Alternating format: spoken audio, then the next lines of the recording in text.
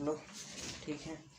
चलिए, पिछले सेशन में आप लोगों का यूनिट यानी कि टेंडर एंड टेंडर डॉक्यूमेंट आप लोगों का ख़त्म हो गया था मेरे दोस्तों। आज इस सेशन में नया चैप्टर लाया हूं जो कि आपको एग्जाम पर्पज से बहुत ही ज़्यादा मस्ट VVI चैप्टर है। अभी तक आपने जितना भी चैप्टर पढ़े हैं मेरे दोस्त, उससे ज़्यादा वेटेज इस चैप्टर का है। इस चैप्टर यानी वैल्यूएशन का जितना भी अभी तक आपने पढ़ा है उससे ज़्यादा वेटेज इस वैल्यूएशन का है। बोले तो 50% से भी ज़्यादा वेटेज इसका है वैल्यूएशन का। वैल्यूएशन से डिफिनेशन के साथ साथ कुछ ऑब्जेक्टिव पॉइंट यानी ऑब्जेक्टिव क्वेश्चंस भी आते हैं, न्यूमेरिकल डाटा भी आते हैं, न्यूमेरिकल्स भी आते हैं। यानी ये वैल्यूएशन का वेटेज अगर देखा जाए तो आपके पूरा सिलेबस यानी कि कॉन्ट्रैक्ट एंड अकाउंट का पूरा सिलेबस का वेटेज 50% से भी ज़्यादा जाता है इस वैल्यूएशन का। तो बात आता है मेरे दोस्तों कि वैल्यूएशन कहने का मतलब क्या हुआ, वैल्यूएशन क्या है, वैल्यूएशन से क्या फ़ायदे हैं, उससे क्या होने वाला है, एक सिविल इंजीनियर को वैल्यूएशन करना क्यों ज़रूरी है, एक सिविल इंजीनियर को वैल्यूएशन नहीं आता है तो उसका क्या इफेक्ट है, यानी सारा का सारा हम जानेंगे इस चैप्टर के अंतर्गत। तो मेरे दोस्तों आज हम जानते हैं, सबसे पहले अभी जो पॉइंट जानेंगे, जिस टर्म्स के बारे में जानेंगे वो वैल्यूएशन का इंट्रोडक्शन जानेंगे, वैल्यूएशन होता क्या है, वैल्यूएशन करने से फ़ायदे क्या हैं, ये सब हम जानेंगे। तो आप लोग मस्त है फंडर लोग पढ़ रहे होंगे, आशा करते हैं पढ़ा। अभी का जो माहौल चल रहा है, पैसा तो मायने रखता है, पैसा ऐसा तो पढ़ाई भी अगर जॉब लेना है तो। और मैं कहता हूँ कि जो भी स्टूडेंट को इस वैल्यूएशन नहीं आता है वह अगर डिग्री भी लेके नाम के डिग्री मैन है, फर्जी के डिग्री बहुत सारा दिखते हैं, पढ़ने की जरूरत नहीं है, फर्जी के डिग्री ही ले लो। चलो देखो, वैल्यूएशन करने का मतलब, वैल्यू के मतलब होता है किसी भी सब्जेक्ट का वैल्यू, और एशन का मतलब उसका वैल्यू का महत्व फाइंड आउट करना। यानी वैल्यूएशन के मतलब होता है कोई भी चीज, कोई भी subject, anything in the world of the subject and object find out the value, यानी उसका वैल्यू क्या है। इसका अगर बेस्ट एग्जाम्पल दिया जाए मेरे दोस्तों, तो आप जब जॉब करने लगेंगे, आपकी जब जॉब लग जाएगी तो आपके घर में रिश्तेदार आने लगेंगे आपके शादी के लिए, तब उस समय जो आपके मम्मी पापा डिमांड करेंगे अपनी प्रॉपर्टी के अकॉर्डिंग, आपका पेमेंट के अकॉर्डिंग, यानी जो मम्मी पापा का डिमांड होगा मेरे दोस्तों, उस डिमांड को अगर फुलफिल करता है, आपके मम्मी पापा डिमांड जो करते हैं वह डिमांड करते हैं तो आपका वैल्यूएशन होगा। यानी आपको पर वैल्यू लगा रहे हैं, आपका महत्व निकाल रहे हैं, और जो डिमांड को फुलफिल करता है वह वैल्यूअर होता है। ठीक है, तो कहने का मेरा मकसद यह है कि सिविल इंजीनियर में जो भी प्रोजेक्ट है, या तो प्रोजेक्ट बना हुआ है, पुराना प्रोजेक्ट है, या नया प्रोजेक्ट को बनाना है मेरे दोस्तों, या बना हुआ है या बनाना है, या प्रोजेक्ट ही नहीं कोई भी सब्जेक्ट, कोई भी material as per as construction purpose, जो भी मटेरियल यूजफुल है, नॉन यूजफुल है, पुराना है, नया है, यानी जो भी मटेरियल कंस्ट्रक्शन लाइफ में, कंस्ट्रक्शन फील्ड में यूज होगा मेरे दोस्तों, उसका क्या करना, वैल्यू करना। यानी वैल्यूएशन सिंपल सा फंडा यही है कि जो भी कंस्ट्रक्शन फील्ड में मटेरियल हो, चाहे कंपोजिट हो, चाहे वह इंस्ट्रूमेंट हो, चाहे टूल्स एंड प्लान्स हो, चाहे बिल्डिंग हो, बना हुआ बिल्डिंग हो, या ऑलरेडी पहले से बना है या बन रहा है, उसका वैल्यू निकालना, उसका महत्व निकालना, उसका कॉस्ट निकालना वैल्यूएशन के नाम से जाना जाता है। ठीक है, देखिए वैल्यूएशन एक ऐसा प्रॉपर्टी है, एक ऐसा काम है, यानी जो भी कंस्ट्रक्शन फील्ड में, फिर से हम समझाते हैं, अगर 4 बार भी आपको समझ नहीं आता तो इनको चाहिए इंजीनियरिंग की डिग्री, फिर समझते हो। वैल्यूएशन एक ऐसा वर्ड है, एक ऐसा टर्म्स है जो किसी भी कंस्ट्रक्शन के ऑब्जेक्ट से सब्जेक्ट तक, ऑब्जेक्ट और सब्जेक्ट कहने का मतलब कंस्ट्रक्शन फील्ड में जो भी material, substance, tools and plans, building, old building, नया बिल्डिंग, जो भी चीज हो उसका क्या करना, वैल्यू निकालना, उसका कॉस्ट वाला वैल्यूएशन कहलाता है। अब बात आता है मेरे दोस्तों कि इसको करने का फायदा क्या है। अब बात आता है कि इसको करने का फायदा क्या है, इसको क्यों करना चाहिए। अगर मान लीजिए आपके बिल्डिंग पे जो टैक्स लगता है, किसी के बिल्डिंग पे 10% का टैक्स लगता है, किसी के बिल्डिंग पे 5% का टैक्स लगता है। कोई कॉन्ट्रैक्टर एग्रीगेट जो लाता है मार्केट से, उस पर सरकार को 5% टैक्स देता है। कोई कॉन्ट्रैक्टर एग्रीगेट दूसरा मार्केट से लाता है, वो 10% देता है टैक्स। कोई कॉन्ट्रैक्टर फाइन एग्रीगेट को ला रहा है, उस पर 6% का टैक्स दे रहा है। कोई कॉन्ट्रैक्टर फाइन एग्रीगेट को ला रहा है, उस पर 8% का टैक्स दे रहा है। तो आप लोग के माइंड में ये सवाल आ रहा होगा कि ये सर टैक्सेस का क्या फंडा है। तो देखिए मेरे दोस्तों, टैक्सेस का मतलब होता है कि आपको अगर पता नहीं रहेगा, अगर आपको वैल्यू नहीं पता रहेगा, तो ये जो टैक्सेस का इंक्रीजमेंट और डिक्रीजमेंट हो रहा है, कहीं पे 10 कहीं पे 5, आप ये बताइए, आप एग्रीगेट ही ला रहे हैं 12-12.5 mm का, आप एग्रीगेट ला रहे हैं एक पटना, यानी पटना से एग्रीगेट आ रहा है 12.5 mm का। एक एग्रीगेट आपको यूपी से आ रहा है 12.5 mm का। समझिएगा बात, यहाँ पर कोई मायने नहीं है, समझाने के पर्पज से आपको एग्जांपल दे रहे हैं। एक एग्रीगेट पटना से ला रहे हैं 12.5 mm का, एक ही एग्रीगेट, वही प्रॉपर्टी के एग्रीगेट, यानी सारा का सारा फैसिलिटी वही एग्रीगेट, सेम एग्रीगेट यूपी से लाया जा रहा है दोस्तों। तो यूपी से जो एग्रीगेट लाया जा रहा है, उस पे जो टैक्सेस है वो 10% दिया जा रहा है, और जो पटना से आपको लाया जा रहा है एग्रीगेट, उस पे जो टैक्स है 5% दिया जा रहा है। इसी तरह से आप फाइन एग्रीगेट को ला रहे हैं, कोई एग्रीगेट को ला रहे हैं, या बोले तो आप सीमेंट ला रहे हैं यूपी से, उस पर 6% और पटना से 6%, यूपी से 8%। कहने का मतलब है मेरे दोस्तों, it depends upon area, location, site. अब पटना में ही कंस्ट्रक्शन हो रहा है और पटना में ही मटेरियल को लाना होगा, तो जाहिर सी बात है ट्रांसपोर्टेशन कॉस्ट कम लगेगा, टाइम आपका कम लगेगा, तो जाहिर सी बात है कि पेमेंट भी कम देना पड़ेगा। वही पटना का कंस्ट्रक्शन, वही मटेरियल, वही सब्सटेंस, वही प्रॉपर्टी के हम अगर यूपी से मंगाते हैं, तो उस पर मेरा जो ट्रांसपोर्टेशन कॉस्ट है वो ज़्यादा लगेगा। तो जाहिर सी बात है, जब ट्रांसपोर्टेशन कॉस्ट ज़्यादा लगेगा, अदर स्टेट से मंगाएंगे, तो जाहिर सी बात है आपको टैक्स भी ज़्यादा देना पड़ेगा। ठीक है, अभी तक समझ में आ रहा है ये बताइए। यानी ये जो टोटल का टोटल फंडा है मेरे दोस्तों, वह टैक्सेस का है, यानी कि टैक्स ज़्यादा देना पड़ रहा है। चलिए ठीक है, आप बोलेंगे ठीक है सर दे दिए, क्या है देना में, क्या है आपका, तो यही करना हुआ, दे दिए। यानी आप मतलब कॉन्ट्रैक्टर घर से जा रहा है, ऑनर से लेगा उधर देगा, ऑनर से लेगा उधर देगा। अरे मेरे दोस्तों, ऑनर से लेगा ठीक है, अगर वही परसेंटेज उधर कम देगा तो कॉन्ट्रैक्टर को तो प्रॉफिट होगा।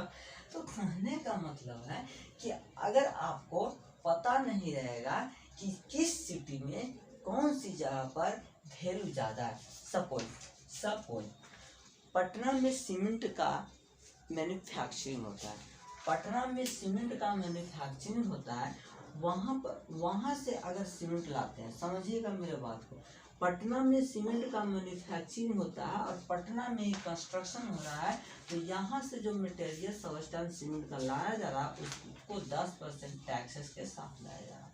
ठीक है, और अगर यूपी में कंस्ट्रक्शन हो रहा है, और पटना से सीमेंट ले जाया जा रहा है, तो यूपी वाले को पटना को 20% टैक्स दिया जा रहा है। तो कहने का मतलब एक टैक्सेस का 10% का डिफरेंट जो आता है मेरे दोस्तों, एक कहने का मतलब ये है कि अगर पटना में मैन्युफैक्चरिंग हो रहा है, ठीक है, यूपी में भी होता तो यूपी वाला नहीं रह जाता। यानी कहने का मतलब जब तक आपको किसी भी चीज़ के बारे में, उसका महत्व के बारे में पता नहीं चलेगा, उसका वैल्यू नहीं पता चलेगा, तब तक आप उस पर अनुमान, आप उस पर कॉस्ट, आप उस पर टैक्स, उस पर कुछ भी नहीं लगा सकते। यानी कहने का मतलब वैल्यूएशन बहुत ज़रूरी है।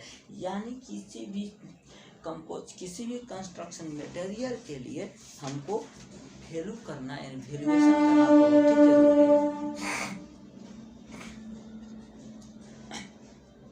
चलिए, आया बात समझ में।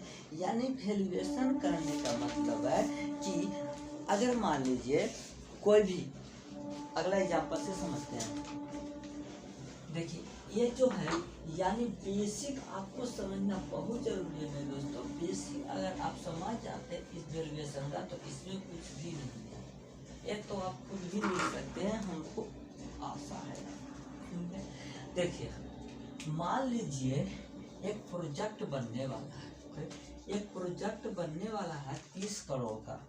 यानी मान लीजिए एक प्रोजेक्ट बनने वाला है मेरे दोस्तों, 30 करोड़ का एक प्रोजेक्ट बनने वाला है, ठीक है। एक प्रोजेक्ट बनने वाला है 30 करोड़ का। जो भी ऑनर इस प्रोजेक्ट देखा, जो भी कॉन्ट्रैक्टर इस प्रोजेक्ट को टेक ओवर कर रहा है, उसके पास इतना कैपेसिटी नहीं है कि अकेले इस प्रोजेक्ट को टेक ओवर कर सके, समझिएगा। यानी जो कंस्ट्रक्शन 30 करोड़ का होना था, जो प्रोजेक्ट निकला 30 करोड़ का, और कॉन्ट्रैक्टर लेना चाहता है, कॉन्ट्रैक्टर के पास इतना कैपेसिटी नहीं है कि वह 30 करोड़ का ले सके। क्योंकि 30 करोड़ लेने के लिए उसके पास खुद का पैसा भी होना बहुत जरूरी है। आपको पिछले टेंडर बहुत अच्छे से होता है। तो ये एक कॉन्ट्रैक्टर क्या करेगा, अगले कॉन्ट्रैक्टर को कहेगा कि मेरा पार्टनर बन जाओ, जितना भी प्रॉफिट होगा दोनों मिल के रजिस्टर करेंगे, और नुकसान होगा दोनों मिल के रजिस्टर करेंगे, प्रॉफिट दोनों मिल के बांटेंगे, ठीक है। यानी एक कॉन्ट्रैक्टर, एक प्रपोजर रखता है दूसरे कॉन्ट्रैक्टर के पास कि हम लोग मिल के काम करेंगे, मिल के साझा वाला काम करेंगे, पार्टनरशिप ही निभाएंगे। तो अगला कॉन्ट्रैक्टर कहता है कि ठीक है हम देखते हैं, ठीक है हम देखते हैं। तब उस समय यह पूछता है कि हमको कितना कॉस्ट देना होगा, तुम कितना प्रॉफिट देगा। भाई कोई भी पैसा लगाएगा तो सोचेगा ना।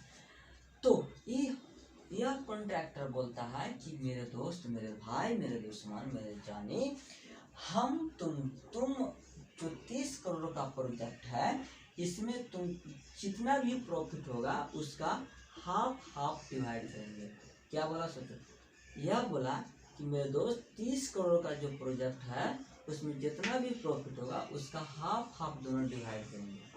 और इसके साथ साथ ये बोला कि जो भी अगर नुकसान होगा, जो भी हम काम करेंगे वह हाफ का काम करेंगे। यानी 30 करोड़ का प्रोजेक्ट है, प्रॉफिट भी हाफ। अगर कोई दुर्घटना घटता है या कोई काम लगता है, यानी कोई हम दोनों का काम जो डिस्ट्रीब्यूट होगा वो हाफ होगा, समझिएगा बात। यानी जो काम डिस्ट्रीब्यूट होगा मेरे दोस्तों हाफ का होगा। तब उस समय सेकेंड कॉन्ट्रैक्टर बोलता है ठीक है जरा हमको टाइम दो। सेकेंड कॉन्ट्रैक्टर बोलता है कि ठीक है हमको जरा टाइम दो, समझने की कोशिश कीजिएगा। तब उस समय सेकेंड कॉन्ट्रैक्टर क्या करता है मेरे दोस्तों, यह क्या करता है, इन्वेस्टिगेशन करता है, यानी जांच करता है, इन्वेस्टिगेशन करता है, जांच करता है। इसको इस बात का डर लगता है मेरे दोस्तों कि कहीं हम इस प्रोजेक्ट में पैसा लगा दिए और फंस गए, प्रॉफिट भी नहीं हुआ तो मेरा तो गया नुकसान। यानी इस बात की इसको डर लगता है कि अगर इस प्रोजेक्ट में हम पैसा इन्वेस्ट कर दिए मेरे दोस्तों और कोई प्रॉफिट भी नहीं हुआ और नुकसान हो गया तो ये मेरा तो काम गया। यानी सबसे पहले इस प्रोजेक्ट के बारे में इसका एस्टिमेट क्या करता है, इसका कॉस्ट निकालता है, यानी इसको वैल्यू निकालता है, इसका महत्व निकालता है कि इसमें कितना % का प्रॉफिट होने वाला है, इसमें कितना % का प्रॉफिट होने वाला है।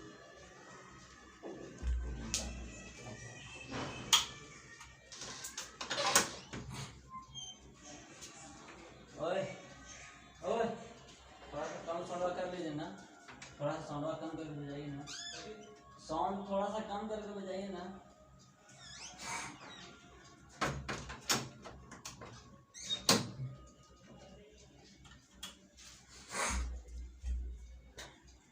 चलिए, तो उस समय सेकेंड कॉन्ट्रैक्टर क्या करेगा, इसके बारे में इन्वेस्टमेंट करेगा, इन्वेस्टिगेशन करेगा कि इसमें प्रॉफिट होगा कि नहीं, कितना पैसा लगाएंगे तो मेरा फंडा ठीक रहेगा। ठीक है, तो यही जो इसका महत्व वैल्यू निकाला, यानी इन्वेस्टमेंट करने के लिए भी, पैसा लगाने के लिए भी वैल्यूएशन की जरूरत है। यानी आप कहेंगे सर ऐसा तो आप नहीं करें, यानी as for as civil engineer construction work का वैल्यूएशन इज रिक्वायर्ड। हाँ, यानी जितना भी सिविल इंजीनियर में कंस्ट्रक्शन रिलेटेड काम होगा उसका वैल्यूएशन बहुत जरूरी है ना, तो पता चला। चलिए आगे जानते हैं वैल्यूएशन। हमें साथ साथ ये भी चल रहे हैं, इंट्रोडक्शन ऑफ वैल्यूएशन आपका खत्म हो गया मेरे दोस्तों। अब हम जो ये सब पॉइंट जान रहे हैं, ये जान रहे हैं कि रिक्वायरमेंट क्यों, यानी वैल्यूएशन करने की जरूरत क्या है, पर्पस क्या है। चलिए, कभी कभी आपने ऐसा सुने होंगे कि एक बिल्डिंग है, एक कोठी है जिसका नीलामी हो रहा है, एक घर है, एक बिल्डिंग है जिसका नीलामी हो रहा है, जिसका बोली लगना है।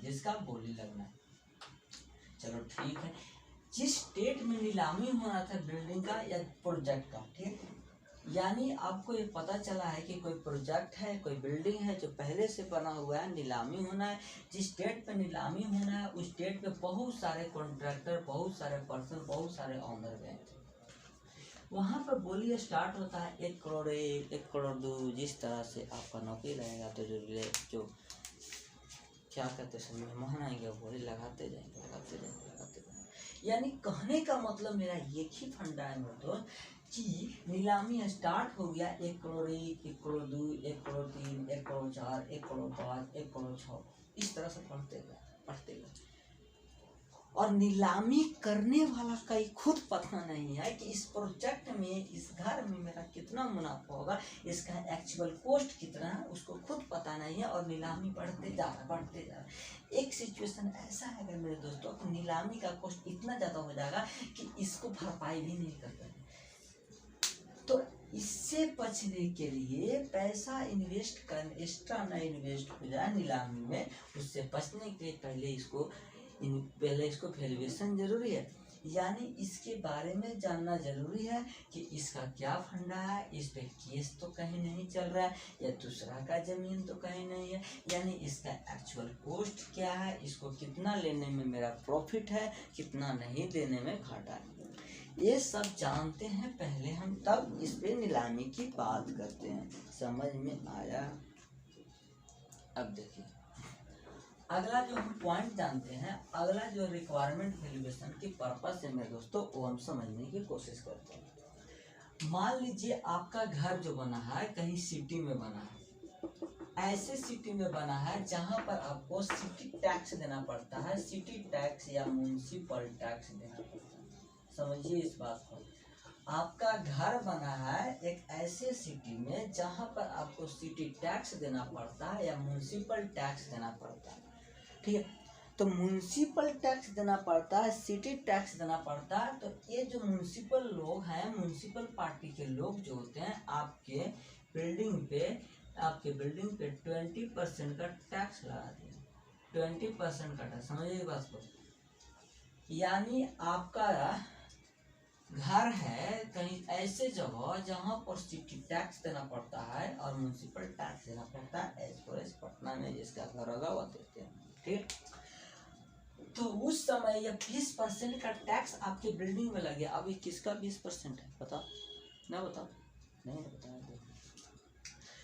तो यही म्युनिसिपल वाले, यही सिटी वाले क्या करेंगे, आपकी बिल्डिंग का वैल्यूएशन करेंगे कि आपका बिल्डिंग का कितना कॉस्ट है, वैल्यूएशन करेंगे कि आपके बिल्डिंग का कितना कॉस्ट है।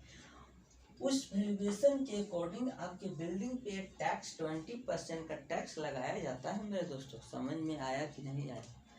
यानी जब तक हमको वैल्यूएशन नहीं जानेंगे तब किसी चीज़ पे टैक्स भी नहीं लगा सकते हैं। ऐसे कैसे 20% लगा देंगे तो आप दे दीजिए, नहीं। यानी आपका बिल्डिंग का कॉस्ट 20,000 ही है और वैल्यूएशन 20% लगाया जा रहा है, यानी वैल्यूएशन लगाने के बाद जोड़ा जाता है तो आपको 40,000 कॉस्ट आता है, तो आप कहाँ से दीजिएगा? यानी ये आपको या तो म्यूनसिपल टैक्स देना हो, सिटी टैक्स देना हो, तो वैल्यूएशन बहुत जरूरी है। यहाँ तक समझ में आया? आगे जानते हैं एक और पर्पस, उसके बाद आप लोग नोट डाउन कीजिए।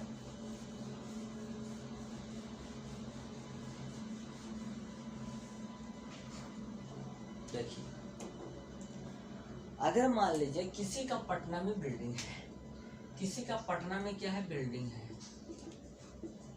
बिल्डिंग इन पटना, किसी का बिल्डिंग में पटना है, सॉरी यार बिल्डिंग में पटना, बिल्डिंग में पटना, किसी का घर, किसी का बिल्डिंग पटना में है, और वो पर्सन चाहता है, वो ऑनर चाहता है कि हम जो बिल्डिंग बनाए हैं, जितने उसमें नंबर्स ऑफ घर्स हैं, जितने उसमें फ्लैट हैं, सभी को क्या करें, रेंट पे लगा दें, सभी को रेंट पे लगा दें। यानी किसी का घर पटना में है और वो पर्सन चाहता है मैं हम अपने सारे घर फ्लैट को रेंट पे लगा दें।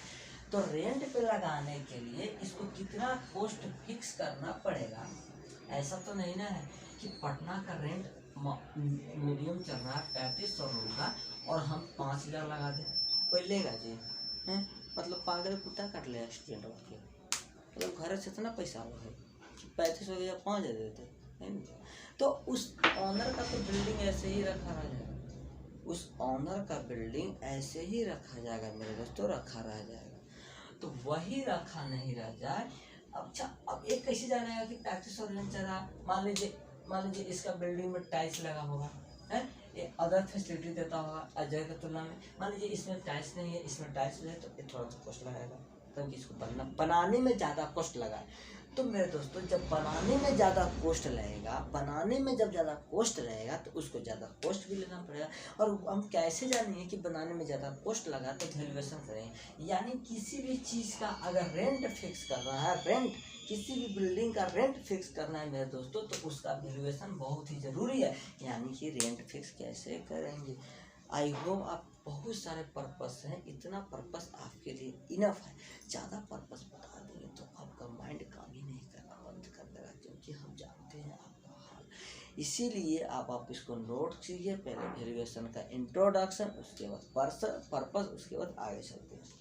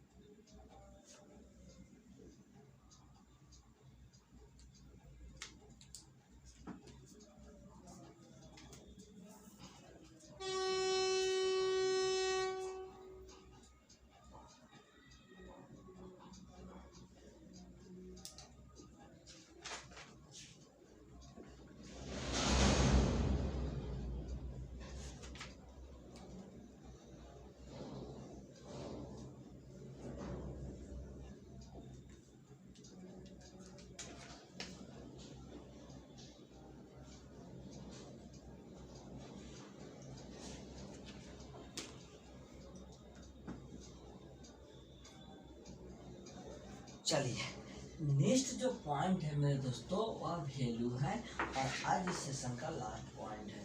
वैल्यू कहने का मतलब हम जो भी कंस्ट्रक्शन में यूज करेंगे मटेरियल, सबस्टांस, उसका वैल्यू निकालना क्या है हम जानते हैं आज।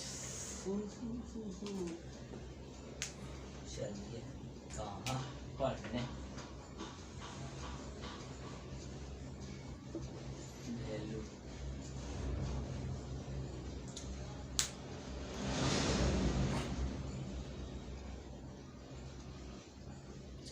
देख, वैल्यू एक तरह का प्रॉपर्टी है किसी भी सबस्टांस, किसी भी एनीथिंग ऑब्जेक्ट का।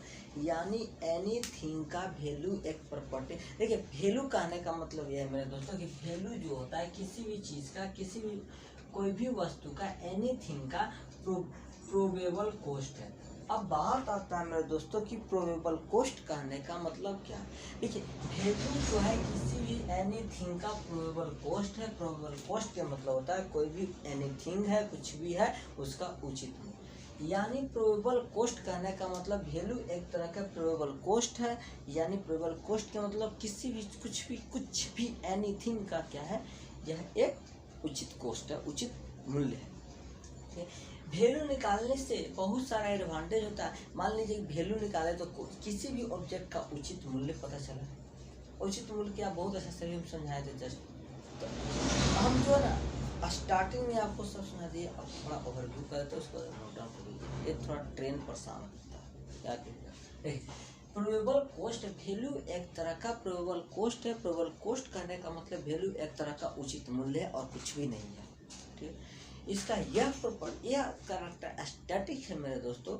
ये कम कीजिए, आप लोग जो ना ग्रेट स्टैटिक आगे नहीं जानेगा, क्यों ना, क्योंकि आज थोड़ा माइंड मतलब तो हेल्थ इशू है, sorry. So thank you for loving, bye bye, next video में मिलते हैं।